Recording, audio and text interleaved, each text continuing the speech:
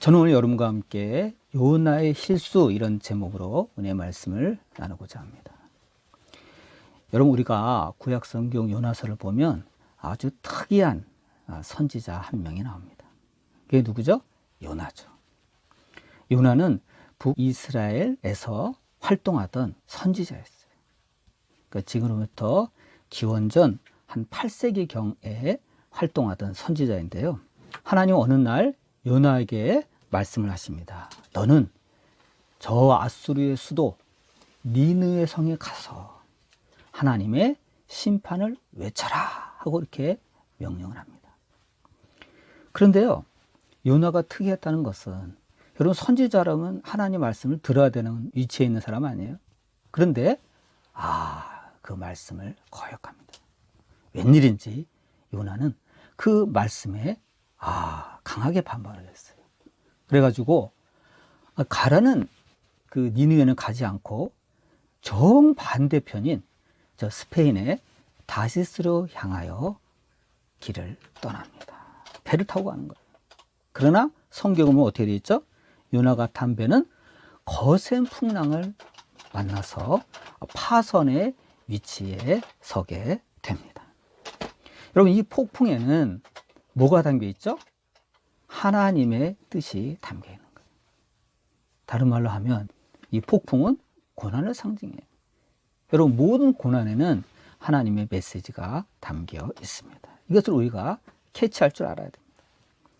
여러분, 요나가 하나님 말씀에 불순종한 이유는 뭐죠?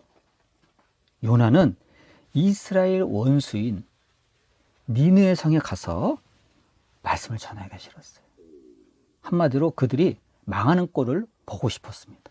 이게 요나의 본심이에요. 근데 하나님이 너는 니느웨 가서 심판의 복음을 외쳐라 이러니까 이게 못마땅한 거예요. 그래서 반발했어요. 요나는요, 니느웨 사람이 잘 되는 게 싫었어요.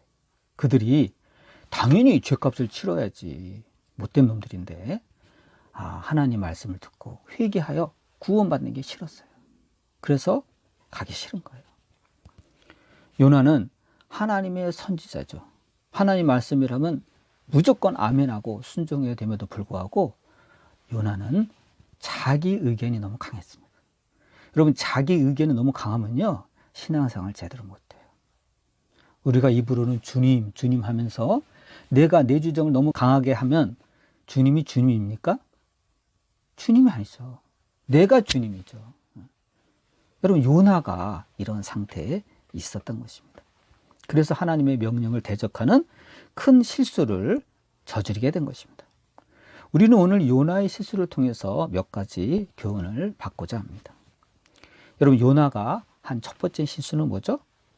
그것은요, 요나는 지나친 애국주의, 지나친 국수주의에 빠졌어요.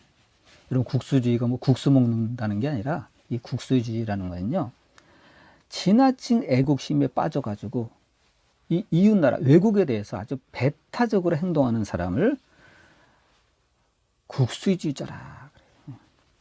어느 나라나 이런 아주 편협한 생각을 갖고 있는 이런 국수주의자들이 있습니다. 우리나라에도 있고요, 중국에도 있고, 일본에도 있고, 다 있더라고요. 태국에도 있고. 근데 이런 사람은요, 자기가 애국자라고 주장하지만 사실은 매우 위험한 사람들이에요. 왜요?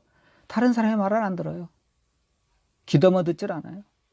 일방적이에요. 내 식대로예요. 그래서 요나도 마찬가지로 하나님의 말씀을 안 들었어요. 애국심이 차고 넘쳐가지고 니느웨 사람들을 아주 과도하게 미워했습니다. 그러니 하나님의 명령이 귀에 들어올 리가 없는 거예요. 요나의 두 번째 실수는 뭐죠? 그것은 하나님의 속성을 오해한 거예요. 여러분, 하나님의 속성에는요, 두 가지가 있습니다. 그것은 사랑의 속성과 그 다음에 정의의 속성입니다.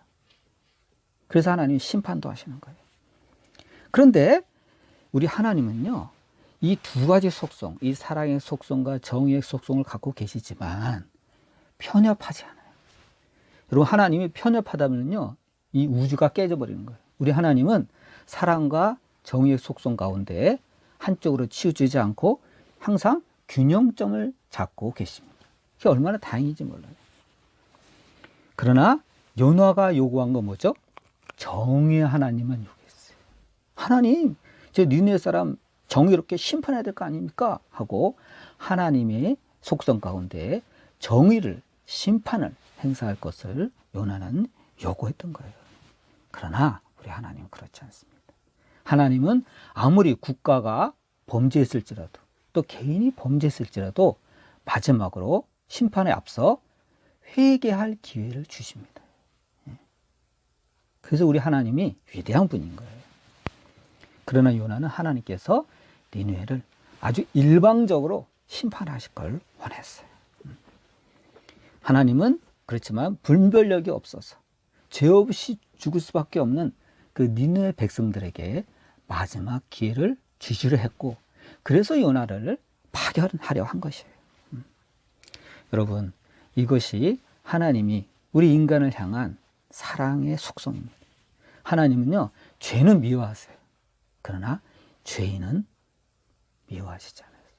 죄인은 불쌍히 여겨요. 우리도 이걸 본받아야 돼요.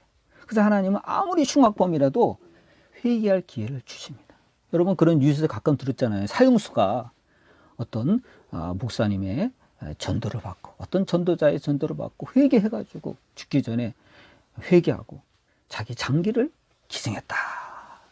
그런 뉴스 가끔 듣잖아요. 하나님의 사랑은 이렇게 아무리 흉악범이라도 이렇게 기회를 주십니다.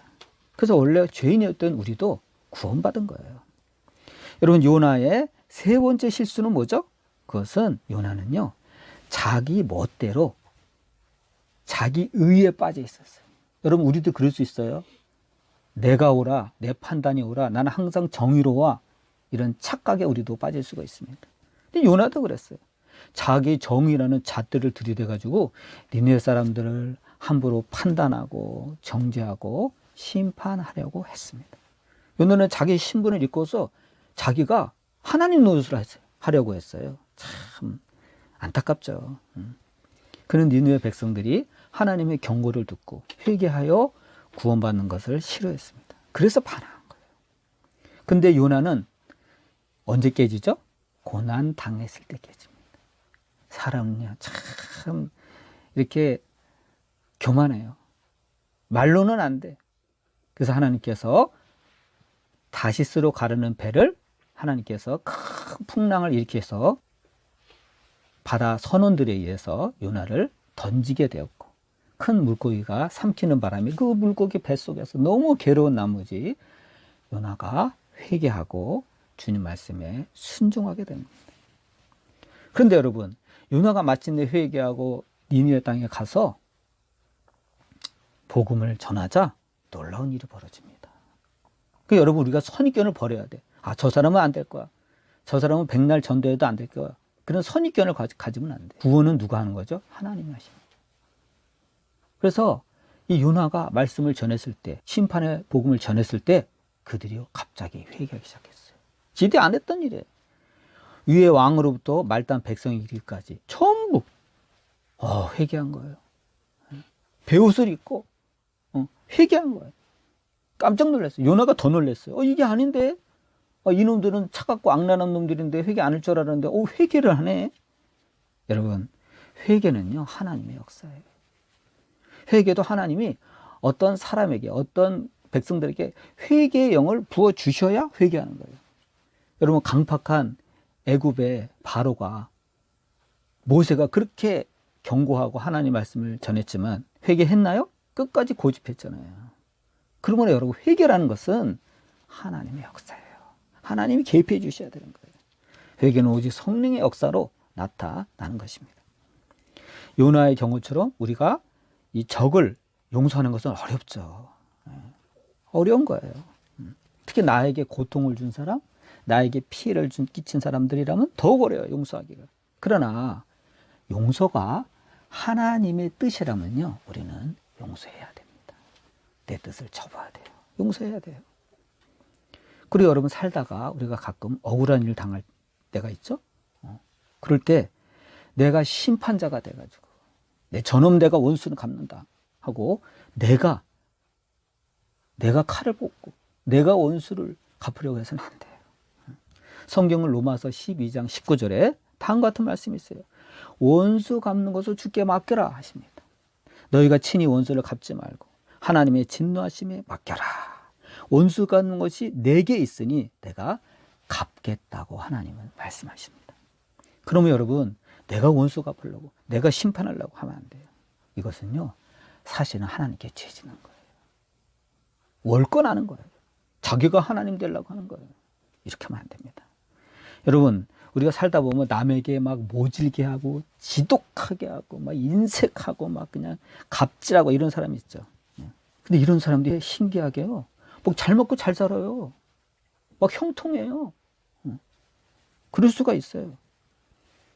그렇지만 여러분, 그러한 사람들을 우리가 성경의 시각으로 바라보면요, 그건 형통이 아니에요. 그건 형통이 아니라 그건 망통이에요. 망하기 직전이에요. 왜요?